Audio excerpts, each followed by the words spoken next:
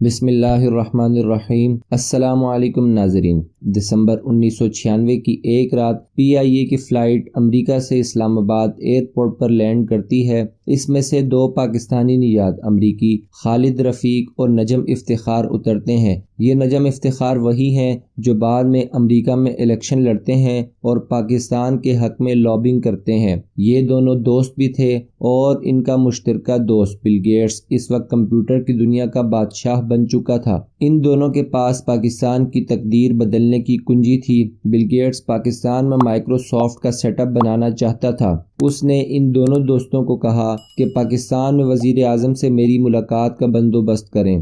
دونوں دوست پاکستان کا بہتر مستقبل آنکھوں میں سجائے اسلام آباد اترتے ہیں اور اگلے 10 دن باوجود کوشش کے وزیر اعظم نواز شریف سے ملاقات ہو جائے تاکہ بل گیٹس کی آفر کے بارے میں بتا سکیں اور ٹائم لے سکیں۔ ان 10 دنوں میں ملاقات تو دور کی بات، فون پہ بات بھی نہ ہو سکی، مگر ان کوششوں کا ایک فائدہ ضرور ہوا کہ ان کو وزیر پلاننگ احسن اقبال سے ملاقات کا 5 منٹ ٹائم مل گیا۔ اسی کو غنیمت جانتے ہوئے کہ جب وزیر صاحب کو بل گیٹس کی آفر کا پتہ چلے گا وہ اسی وقت وزیر اعظم سے ملاقات کروا دیں گے۔ خیر ملاقات ہوئی اور اس میں دونوں دوستوں نے بڑے جوش سے بل گیٹس کی آفر کا بتایا کہ بل گیٹس پاکستان میں IT پارک بنانا چاہتے ہیں۔ احسن اقبال نے بددلی سے پوچھا کہ پارک میں کمپیوٹر والے جھولے ہوں گے؟ دونوں دوست شل ہو کر رہ گئے اور تفصیل بتائی کہ یہ کمپیوٹر کی فیلڈ میں پاکستان میں انقلاب آ جائے گا، مگر وزیر صاحب ابھی تک بات سمجھ نہیں رہے تھے اور کہا کہ یوں کہیں نہ بل گیٹس ہم سے کمانا چاہتا ہے اور بزنس کرنا چاہتا ہے۔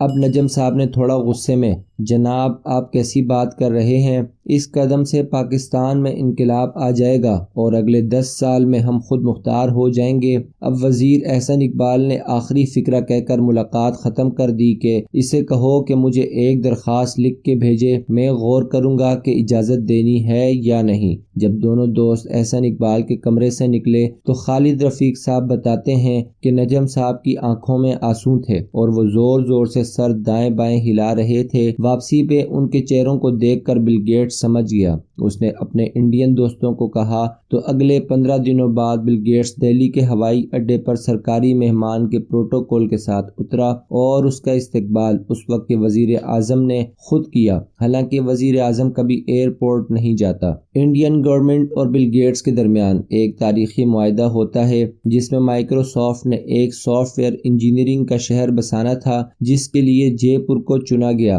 اس معاہدے کی ایک اور خاص شق یہ تھی کہ 2004 سے ہر سال 2000 IT انجینئرز کو امریکہ کا ویزا ملے گا اور 500 انجینئرز کو گرین کارڈ۔ آج آپ کو گوگل، ٹویٹر، فیس بک کے CEOs صرف انڈین ہی ملیں گے اور اس میں انڈینز کا کوئی کمال نہیں بلکہ صرف ایک شخص کی نااہلی، رعونت، بے حسی اور مستقبل بینی کی کمی نے اس نادر موقع کو ضائع کیا۔ اگر احسن اقبال اس دن بل گیٹس کو آنے کی دعوت دے دیتے تو آج پاکستان ان اندھیروں سے نکل چکا ہوتا، ہمارے بچے یوں مارے مارے نہ پھر رہے ہوتے۔ نجم صاحب تو فوت ہو گئے ہیں مگر خالد صاحب آج بھی اکثر دوستوں میں بیٹھ کر آہیں بھرتے ہیں۔